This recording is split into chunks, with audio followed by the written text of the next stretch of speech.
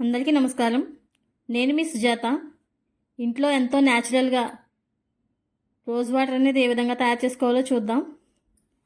మనం బయట కొనుక్కునే రోజ్ వాటర్లో ఎక్కువ కెమికల్స్ అవి కలుపుతూ ఉంటారు, నిలవ ఉండాలి కదా. అలా కాకుండా మనం ఇంట్లో ఇలా న్యాచురల్గా తయారు చేసుకుంటే ఇది 6 నెలలు నిలవ ఉంటుంది. మనం ఫ్రిడ్జ్లో స్టోర్ చేసుకుంటే ఎన్నాళ్ళైనా అలా ఉంటుంది. దీన్ని తయారు చేసుకోవడం కూడా చాలా ఈజీ. మన దగ్గర గులాబీ పువ్వులు, ఇవి దేశవాళీ పువ్వులు ఉంటే సరిపోతుంది. ఇవన్నీ కూడా నేనైతే ఒక 30 పువ్వులు అయితే తీసుకున్నాను. తీసుకుని ఇలా రేకులన్నీ కూడా తుంచేసాను. ఇవి అయితేనే బాగా స్మెల్ వస్తుంది. స్మెల్ బాగుంటుంది. ఇవి దేశవాళీ స్మెల్కే చాలా హ్యాపీగా అనిపిస్తుంది. అసలు ఇవి వేస్తుంటేనే మంచి ఫ్లేవర్ వస్తుంది.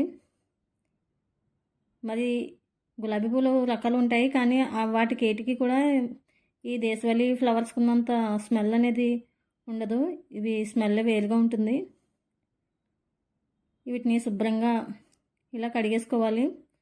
వాటర్ పెట్టి ఒక 2 టైమ్స్ కడిగేసాను నేనైతే. ఇలా కడిగేసిన తర్వాత ఒక పెద్ద గిన్నె, వెడల్పాటి గిన్నె తీసుకుని నేను అడుగున ఒక ప్లేట్ వేసాను.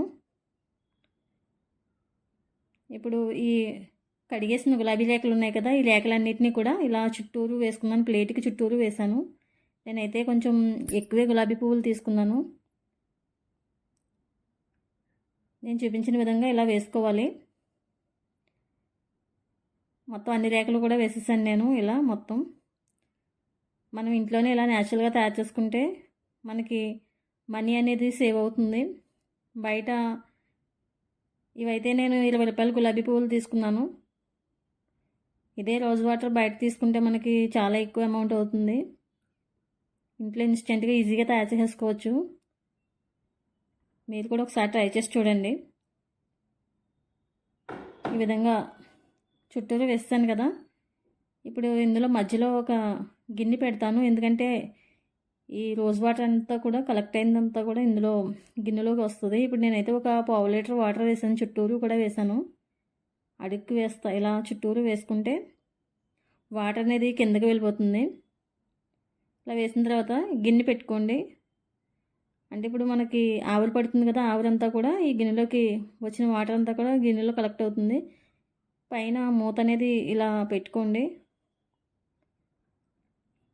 అంటే వాటర్ మనకి ఆవిరి పట్టి, అంటే అసలు గాలి అనేది బయటికి పోకుండా, ఆవిరి బయటికి పోకుండా ఉండేలా మీకు ఇలాంటి గాజు మూతనే కాదు, స్టీల్దైనా పర్వాలేదు, ఇలా పెట్టుకుంటే చుట్టూరు కూడా ఆవిరి అనేది బయటకు పోకుండా చూసుకోవాలి.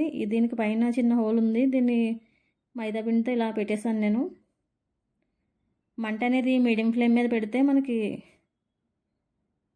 ఆవిరి అనేది బాగా వస్తుంది. చూడండి, మొత్తం చుట్టూరు ఆవిరి పట్టి ఇలా ఒక్కొక్క చొక్క ఆ మధ్యలోకి వచ్చి అలా గిన్నెలో కలెక్ట్ అవుతుంది వాటర్ అంతా కూడా.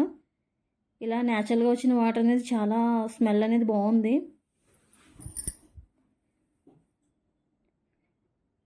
ఈ రోజ్ వాటర్ని మనం ఫేస్కి అప్లై చేసుకుంటే బాగుంటుంది. ఇంకా స్నానం చేయడానికి కూడా వాటర్లో వేసుకోవచ్చు.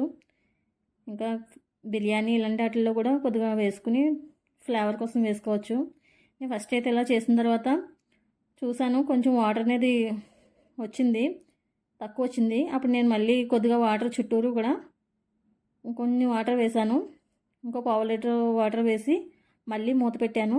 మూత పెట్టి మంట అనేది మీడియం ఫ్లేమే పెడితే మనకి వాటర్ అనేది ఎక్కువ వస్తుంది. పెద్ద మంట పెడితే మాత్రం మీకు ఫ్లవర్స్ అన్నీ కూడా మాడిపోతాయి, రాదు, మీకు వాటర్ ఎక్కువ రాదు. నేనైతే ఇలా చిన్న మంట పెట్టాను, బాగా వచ్చింది వాటర్ అయితే. చూడండి, ఇప్పుడైతే ఫస్ట్ టైం అయితే వాటర్ క్లియర్గా వచ్చాయి. తర్వాత రెండవసారి అయితే వాటర్ అనేది కొంచెం కలర్ చేంజ్ అయింది, కానీ ఫ్లేవర్ అయితే మాత్రం చాలా బాగుంది. మీరు కూడా ఒకసారి ట్రై చేసి చూడండి. ఇంట్లోనే ఈజీగా ఇలా గులాబీ పూలతో రోజ్ వాటర్ని తయారు చేసుకోవచ్చు,